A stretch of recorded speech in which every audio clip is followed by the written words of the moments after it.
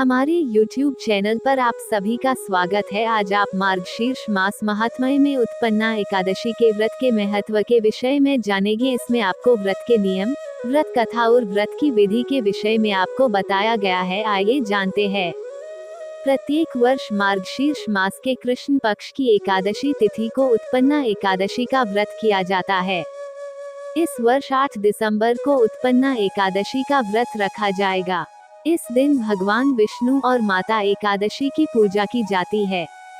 हिंदू धर्म के अनुसार इसे उत्पन्ना एकादशी इसलिए कहते हैं क्योंकि इस दिन एकादशी माता की उत्पत्ति भगवान विष्णु द्वारा हुई थी।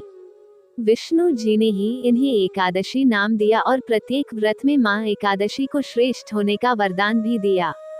उसके बाद से ही एकादशी का व्रत रखा जाने लगा, साथ ही विष्णु जी की पूजा की जाने लगी। जाने उत्पन्ना एकादशी व्रत करने का शुभ मुहूर्त, पूजा विधि और कुछ उपाय। उत्पन्ना एकादशी 2023 शुभ मुहूर्त 8 दिसंबर को उत्पन्ना एकादशी का व्रत रखा जाएगा। प्रत्येक वर्ष 24 एकादशी होती है, जिसमें उत्पन्ना एकादशी सबसे महत्वपूर्ण होती है। ज्योतिषाचार्य चक्रपाणी भट्ट के अनुसार 8 दिसंबर शुक्रवार को सुबह 5:06 पर उत्पन्ना एकादशी की शुरुआत होगी। शनिवार यानी 9 दिसंबर को 6:31 पर समाप्त हो जाएगी। ऐसे में आप पूजा 8 तारीख को सुबह 7 बजे से लेकर 10:54 तक कर सकते हैं। साथ ही व्रत का पारण आप अगले दिन 9 तारीख को दिन के समय 1:15 से लेकर 3:20 पर कर सकते हैं। उत्पन्ना एकादशी का व्रत हिंदू धर्म में एक महत्वपूर्ण व्रत है, जो कार्तिक मास के कृष्ण पक्ष की एकादशी को कहा जाता है। इसे देवोत्थानी एकादशी या प्रबोधिनी एकादशी भी कहा जाता है, क्योंकि इस दिन भगवान विष्णु को उनके योग निद्रा से जागने का दिन माना जाता है। इसे अनुसार लोग एकादशी के दिन उठकर विष्णु भगवान की पूजा अर्चना करते हैं और उनके लिए व्रत करते हैं। उत्पन्ना एकादशी व्रत विधि, स्नान और संकल्प। इस व्रत की शुरुआत में व्रती व्यक्ति स्नान करता है और एक संकल्प लेता है कि वो उत्पन्ना एकादशी व्रत का पूर्णता से पालन करेगा। जागरण और पूजा। रात्रि में व्रती व्यक्ति जागरण करता है और भगवान विष्णु की पूजा करता है। इसमें विष्णु विग्रह की पूजा, आरती, भजन गान और कथा का पाठ शामिल होता है। नींद उठाना। व्रती को रात्रि के विशेष समय में उठकर भगवान की पूजा करना है। इसे विशेष रूप से उत्पन्ना का समय माना जाता है। उपवास। व्रती को एकादशी के दिन उपवास करना होता है। यह उपवास व्रती को अन्न, दाल, गेहूं और मांसाहारी आहार से दूर रहने की अनुमति देता है। भगवान की कथा का पाठ। उत्पन्ना एकादशी के दिन भगवान की कथा का पाठ करना भी महत्वपूर्ण है। कथाओं में भगवान की लीलाएं और कारगरी उनके उत्थान की कथाएं होती हैं। दान पुण्य। इस विशेष दिन पुण्य दान करना भी शुभ माना जाता है।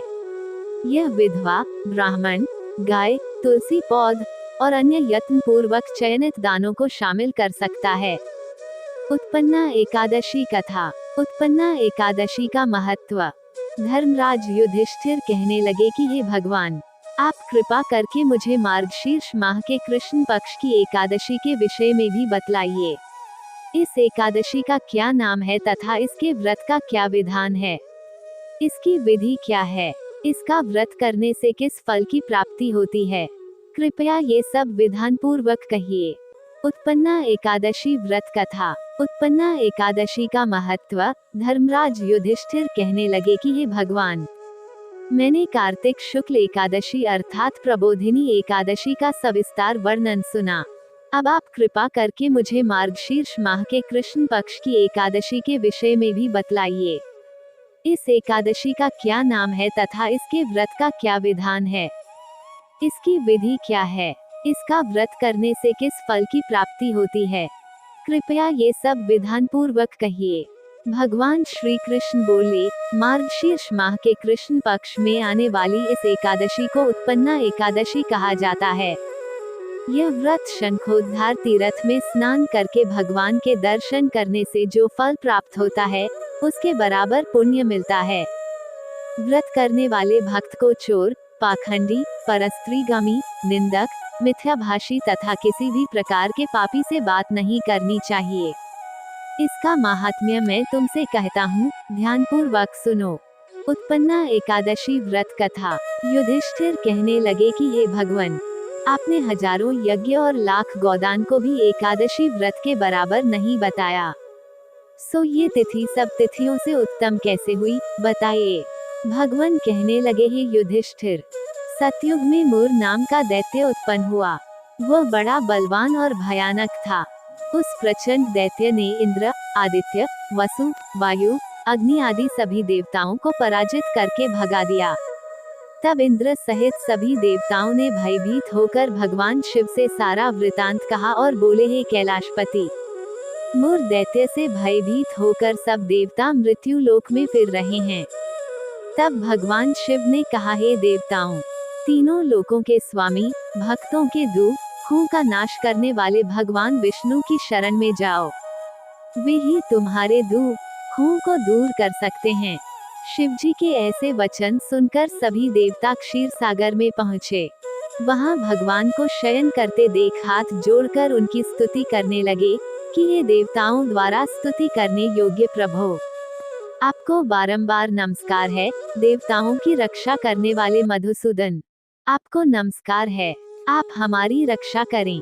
दैत्यों से भयभीत होकर हम सब आपकी शरण में आए हैं। आप इस संसार के कर्ता, माता पिता, उत्पत्ति और पालन करता और संहार करने वाले हैं। सबको शांति प्रदान करने वाले हैं। आकाश और पाताल भी आप ही हैं। सबके पितामह ब्रह्मा, सूर्य, चंद्र, अग्नि, सामग्री, होम, आहुति, मंत्र, तंत्र, जप, यजमान, यज्ञ, कर्म, कर्ता, भोक्ता भी आप ही हैं। आप सर्वव्यापक हैं। आपके सिवा तीनों लोकों में चर तथा अचर कुछ भी नहीं है।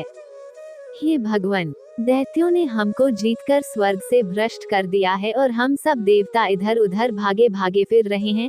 आप उन दैत्यों से हम सब की रक्षा करें।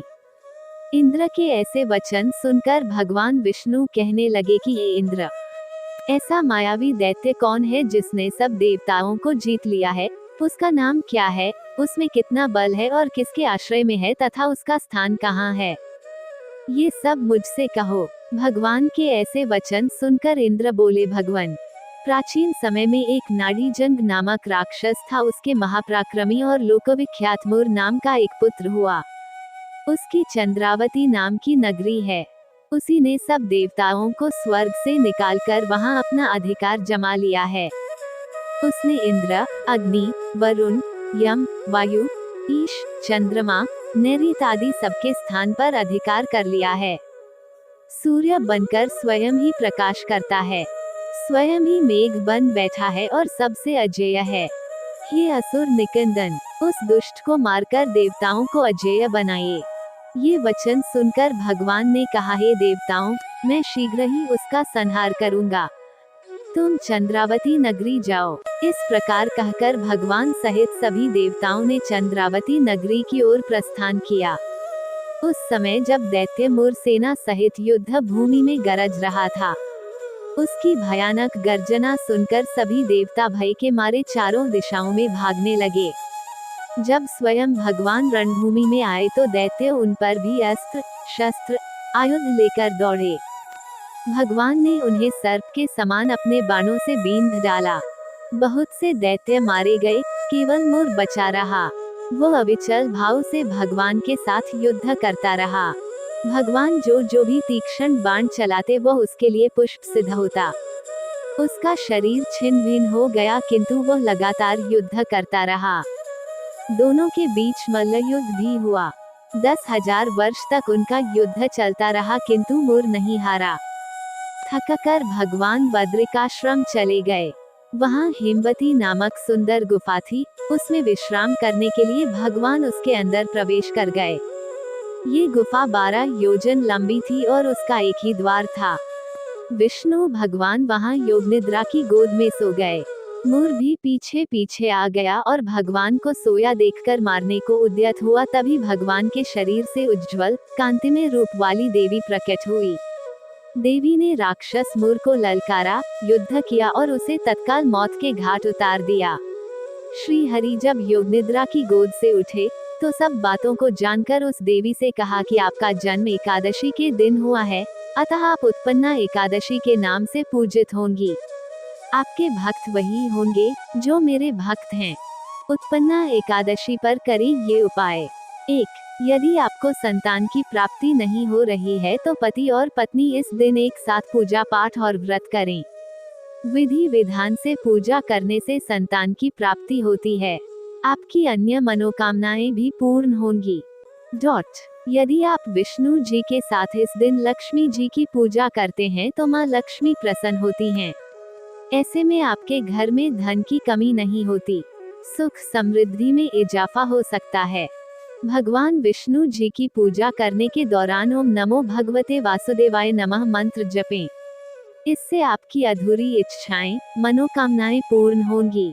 उत्पन्ना एकादशी के दिन भगवान विष्णु के साथ देवी लक्ष्मी की भी पूजा करें। इससे भगवान विष्णु और धन की देवी माँ लक्ष्मी का भी आशीर्वाद मिलता है। साथ ही जीवन में धन, सुख और समृद्धि में वृद्धि होगी। यदि परिवार में लंबे समय से क्लेश चला आ रहा है या अगर परिवार में लंबे समय से क्लेश चल रहा है या परिवार के सदस्यों के बीच लड़ाई होती है तो इससे राहत पाने के लिए अपने घर के मंदिर में दक्षिणावर्ती शंख स्थापित करें। फिर रोली, धूपबत्ती आदि से उसकी पूजा करें। अगर आपका कारोबार मंदा चल रहा है या धीमी गति से पैसा आ रहा है तो उन्नति के लिए उत्पन्ना एकादशी के दिन भगवान विष्णु के सामने 5 गुंजाफल रखें और उनकी पूजा करें। पूजा के बाद गुंजाफल को अपनी तिजोरी या गल्ले में रख लें। इस तरह आपने उत्पन्ना एकादशी के विषय में जाना। इसी तरह अन्य हिंदू व्रत और कथाओं की जानकारी के लिए हमारे चैनल को सब्सक्राइब करें। जानकारी पसंद आए तो कमेंट अवश्य करें और वीडियो को शेयर करें। जय श्री कृष्णा।